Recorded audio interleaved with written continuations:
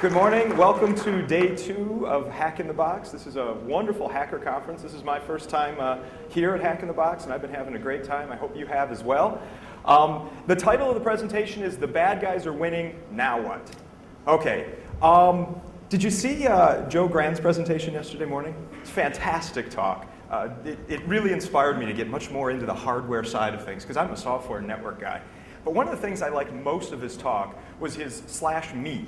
When he started it up, he just had a little /me and then he had his bio. And I thought, wow, I want something like that, right? But I can't do the same thing because, well, that would be lame to do the same thing. So I was sitting there thinking this morning, how could I get a little bit of information about myself out of my computer?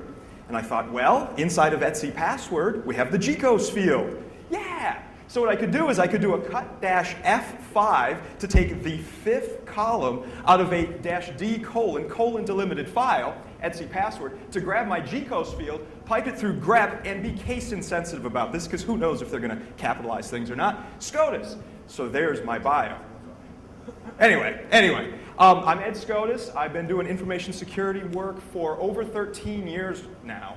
I started working at Bell Communications Research, back in the 90s, focused on how people hack into the phone companies. I remember when I got that job, I was thinking, wow, they're going to pay me to do penetration tests to actually hack the phone companies now. You see, I've been doing it for years for free, and now they're actually going to pay me to do it.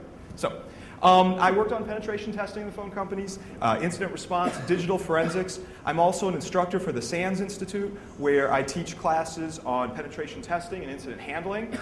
I'm a co-founder of a company called InGuardians, which I founded with my friend Jay Beal. Many of you are probably familiar with Jay, Mike Poor, and several other folks on our team.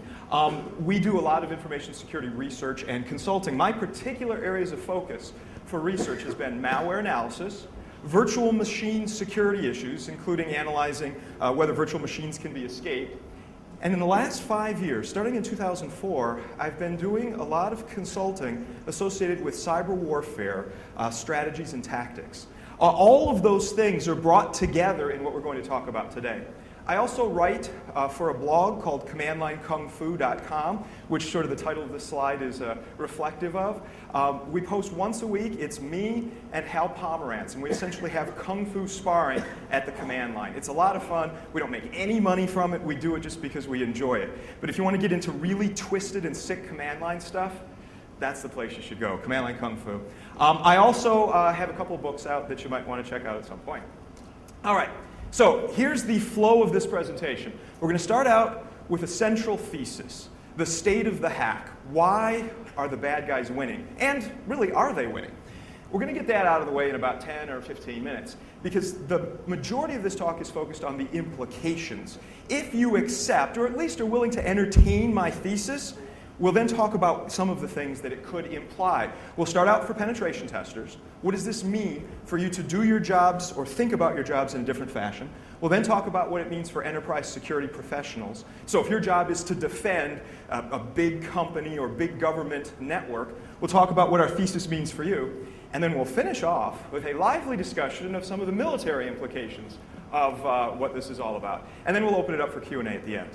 All right, now this presentation is based on a struggle of mine over the last few years. And a lot of this presentation, the ideas have been refined by having debates with a lot of my friends, pushing back and forth on each other over lots of sushi and some fine beers.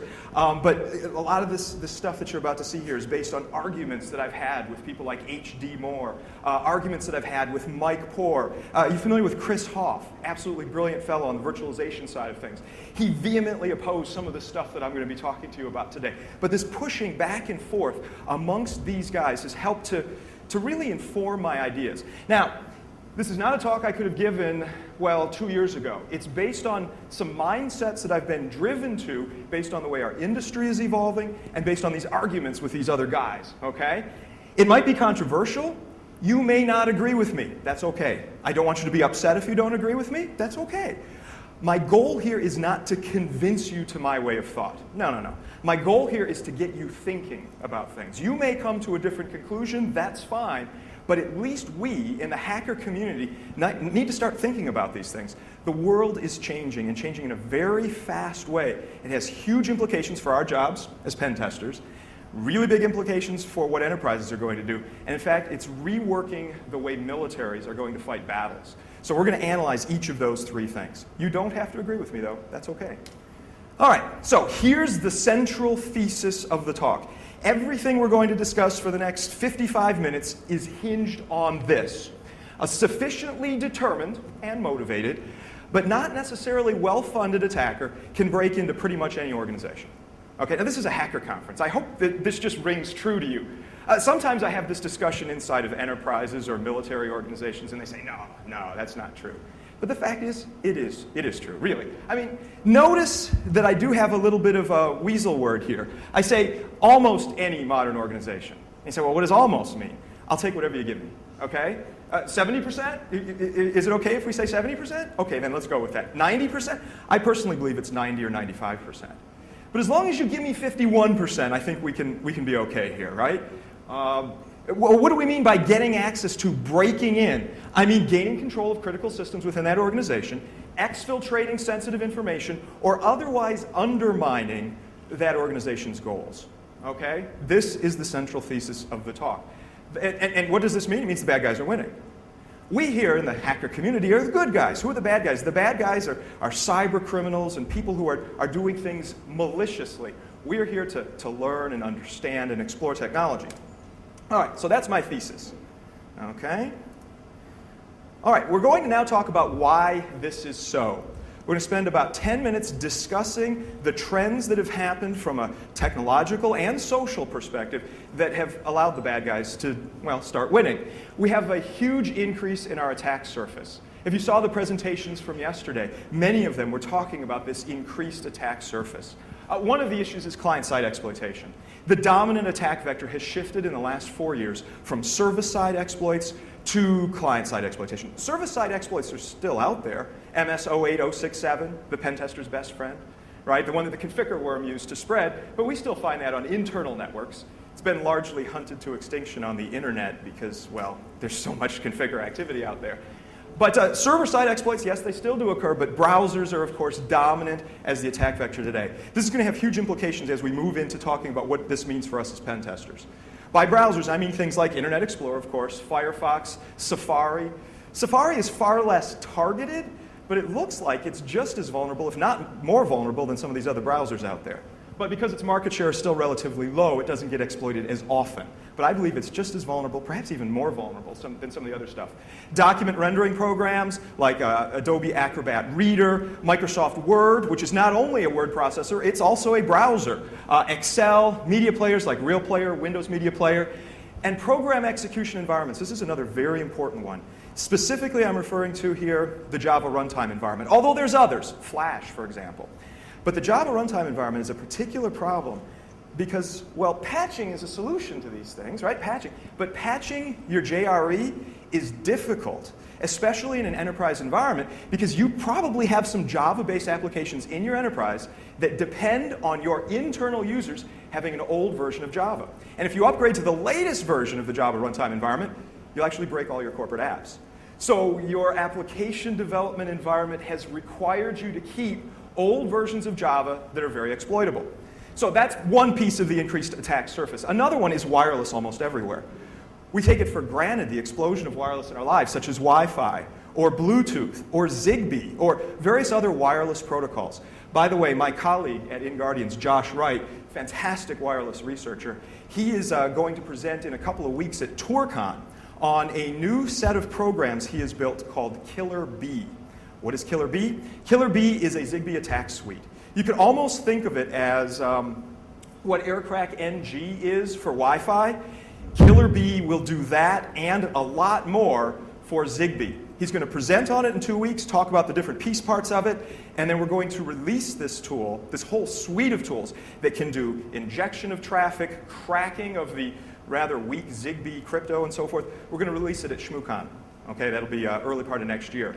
You'll need an appropriate Zigbee dongle for it, but you can get those for about $40. So be on the lookout for Killer Bee from Josh Wright.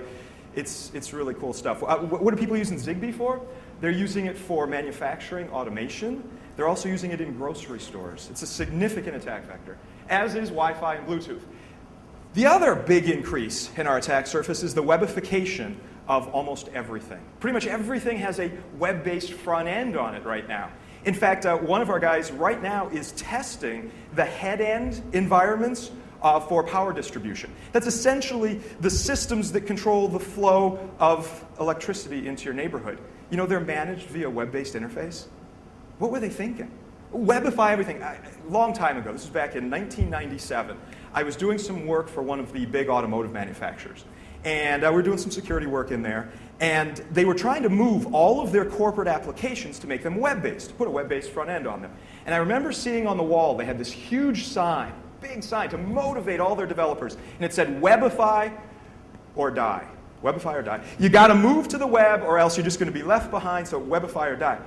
But now when I think about how we've webified all of this stuff, webified not only all the stuff that's on the traditional internet, but the management of your IDS and IPS. Yeah, that's a web-based interface. The management of your enterprise antivirus, the management of your corporate firewall, all of this is webified. What were we thinking?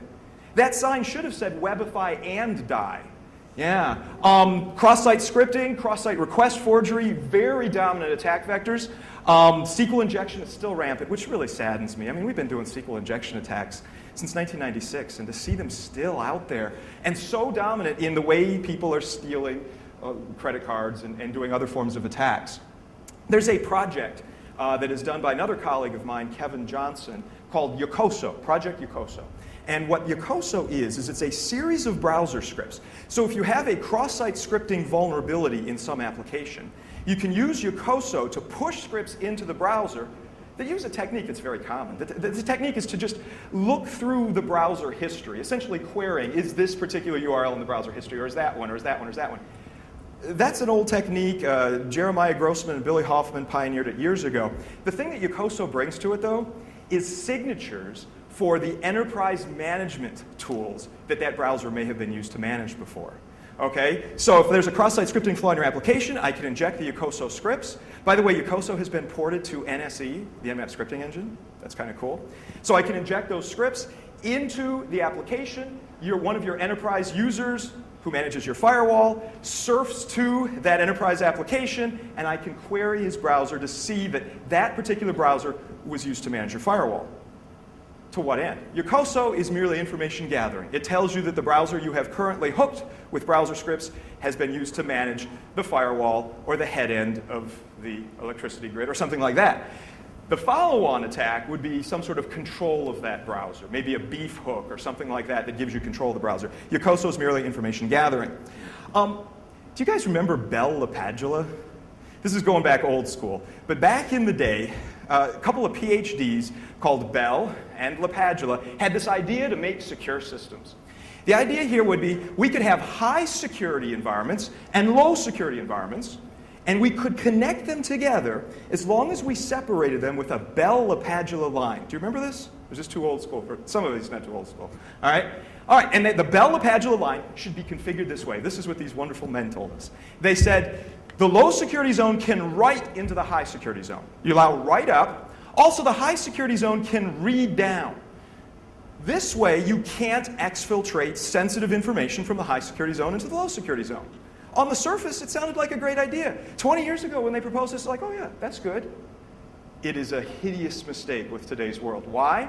Because the Bell-LaPadula line is controlled by web-based devices now. Your firewall, your IPS, and so forth. So therefore, the high security zone can read down. And what does it read? It reads browser scripts that run in the browser in the high security zone and can be used to reconfigure the Bell-LaPadula line, turning it off entirely.